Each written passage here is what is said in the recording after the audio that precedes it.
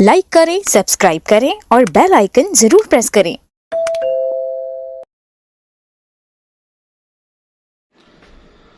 बिस्मिल्लाहिर्रहमानिर्रहीम। अय्यकम मुहर्रमुल हराम अय्याम सैयदना फारूक आज़म रज़ियल्लाहु ताला अन्हु। आज का दिन अमीरुल मुमिनीन खलीफतुल मुस्लिमीन हजरत सैयदना फारूक आज़म रज़ियल्लाहु ताला अन्हु की शहादत का दिन है। हजरत सैयदना फारूक आज़म रज़ियल्लाहु ताला अन्हु वो अज़ीमुल मर्तबत मेरे नबी के सहाबी हैं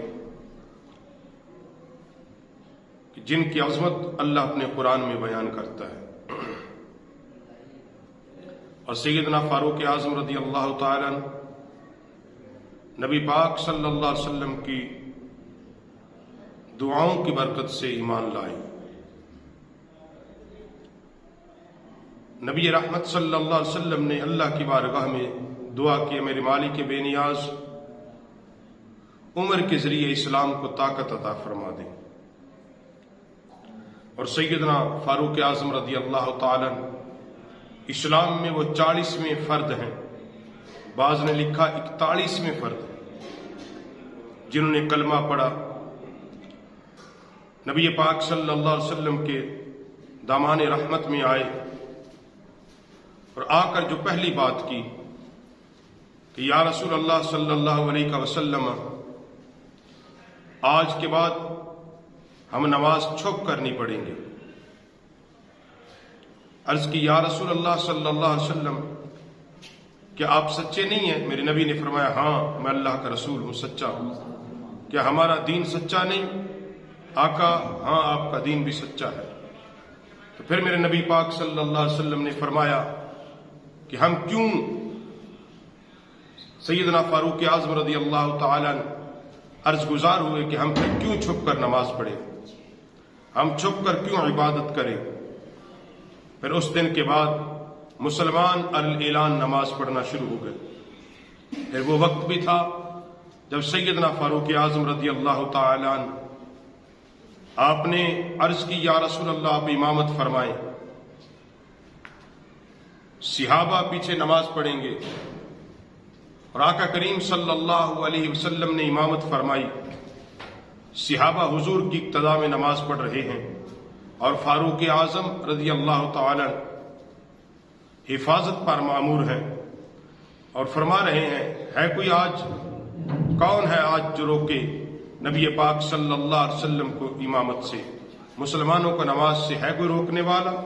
तो सैयदना फारूक आज़म वो अजीम हस्ती हैं कि जब आपने कलमा पढ़ा और मुसलमान हुए, फिर उस दिन के बाद इस्लाम को वो ताकत मिली, इस्लाम को वो उरूज नसीब हुआ।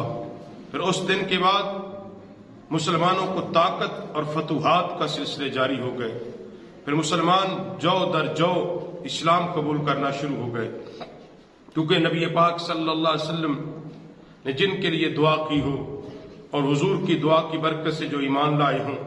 और फारूक आज़म रज़ियल्लाहु ताला वाज़ीमुल मर्तबत हस्ती है कि इस्लाम पर जिनके बेशुमार एहसानात हैं, इस्लाम के लिए जिनकी लातादाद और बेशुमार कुर्बानियां हैं, कि जिन्होंने इस्लाम कबूल किया तो अल-ऐलान मुसलमानों ने नमाज पढ़ी, जिन्होंने इस्लाम कबूल किया जब हिजरत की तो सब ने छुप कर की। सैयदना फारूक आज़म रज़ियल्लाहु ताला ने अल-ऐलान हिजरत फरमाई। और जब सारे छुप छुपा कर इबादत करते थे तो फारूक आज़म अल-ऐलान अल्लाह की तौहीद का नारा मस्ताना बुलंद करते थे। और फिर वो फारूक आज़म हैं कि जिन्होंने अपने दौर खिलाफत में तकरीबन 22,000 मुरब्बा मील से ज्यादा हुक्मरानी की और दावा किया कि मेरे दौर इक़्तिदार में, मेरे दौर खिलाफत में दरियाए दजला के किनारे कुत्ता भी प्यासा मरेगा, फारूक आज़म जवाबदेह होगा। वो फारूक आज़म हैं जिन्होंने इस्लाम के अंदर अदल और इंसाफ की नई जिहतें मुतारफ करवाई, इस्लाम का वो ताबनाक चेहरा, वो रोशन चेहरा कि जिनके फैसलों को सुबह क़यामत तक तारीख के औराक में सुनहरी हरफों से लिखा जाएगा। वो फारूक आज़म हैं जो अपनी बेटों के लिए भी एक सजा को मुतय्यन कर देते हैं। अल्लाह की हदों को कायम करने के लिए आपके सामने कोई भी दीवार نہیں کھڑی رہ سکتی، اور نبی پاک صلی اللہ علیہ وسلم کے عشق و محبت میں اس قدر معمور ہیں کہ جو نبی پاک صلی اللہ علیہ وسلم کے فیصلے کو نہیں مانتا، فاروق اعظم کی تلوار اس کا فیصلہ فرماتے ہیں۔ آپ اس قدر حضور صلی اللہ علیہ وسلم کی محبت کے اندر سرشار ہیں کہ آپ رضی اللہ تعالی عنہ حضور صلی اللہ علیہ وسلم کے ایک ایک فیصلے کو منوعاً نافذ الامر فرماتے ہیں، اور جس بات میں اب حضور کی بارگاہ میں عرض گزاری کرتے ہیں، پھر اللہ قرآن میں سیدنا فاروق اعظم کی تائید فرماتے ہیں کہ وہ وقت تھا کہ جب نبی پاک صلی اللہ علیہ وسلم، جب صحابہ اکرام علیہم رضوان کے دور خلافت کے اندر اور حضور صلی اللہ علیہ وسلم کی اجازت پاک سے عورتیں مسجد میں آ کے نماز پڑھا کرتی تھی، پھر سیدنا فاروق اعظم نے جب دور اندیشی کو دیکھا، فرمایا کہ قریب وقت ایسا آئے گا کہ جب لوگ اس لیے مسجد کے دروازے پر آئیں گے کہ یہاں عورتیں نماز پڑھنے آتی ہیں، تو آپ نے اس بات کو موقوف کر دیا۔ پھر آپ نے وہ عظیم المرتبت ہستی ہیں کہ 20 رکعت نماز با جماعت باقاعدہ طور پہ آپ نے نماز تراویح کو جماعت کے ساتھ رائج فرمایا، اور آپ کے دور خلافت میں آپ نے فوج کو منظم کیا، آئمہ خطباء کو منظم کیا، اور اسلام کے اندر علماء، آئمہ، محدثین اور محققین کی تنخواہوں کا اجرا کیا، اور سیدنا فاروق اعظم رضی اللہ تعالیٰ عنہ اپنے دور خلافت کو اس طرح کہ آپ نے شہادت پائی کہ 11 سال کے قریب آپ نے خلافت فرمائی اور اپنے خالق حقیقی کی بارگاہ میں حاضر ہو گئے، مگر صبح قیامت تک فاروق اعظم کی خدمات کو تاریخ میں سنہرے حروف سے لکھا جائے گا۔ مالک بے نیاز آج بھی عہد فاروقی کی یادیں تازہ فرما دے۔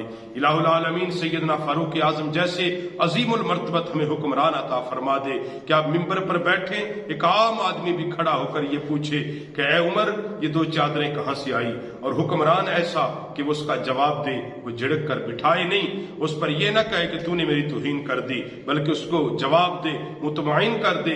اگر آپ اپنے اوپر لگے ہوئے الزام کے معاملے میں قاضی کی عدالت میں جائیں، وہ استقبال کے لیے کھڑا ہو، تو آپ فرما دیں کہ میں ایک بحیثیت مجرم تیری عدالت میں آیا، تو میرے لیے کیوں کھڑا ہوا؟ آپ نے اس طرح عدل و انصاف کے تقاضے رکھے۔ آپ نے فرمایا کہ جس طرح ایک عام لوگوں کا عدالتوں میں جانا ہے، ان کا حساب کتاب ہوتا ہے، سزا و جزا ہوتی ہے، عمر کے لیے بھی وہی قانون ہے، اور وہ قانون کون سا تھا؟ وہ اللہ رسول کا قانون تھا، وہ نبی پاک صلی اللہ علیہ وسلم کے دین اسلام تھا، کہ وہ اتنا عظیم اور طاقتور دین تھا کہ جس نے حضرت فاروق اعظم رضی اللہ تعالیٰ جیسی عظیم شخص بھی رات کو گلیوں میں گشت کرتے ہیں، لوگوں کے حوال لیتے ہیں۔ اللہ پاک ہمیں عہد فاروقی کی یاد کو تازہ فرمائے۔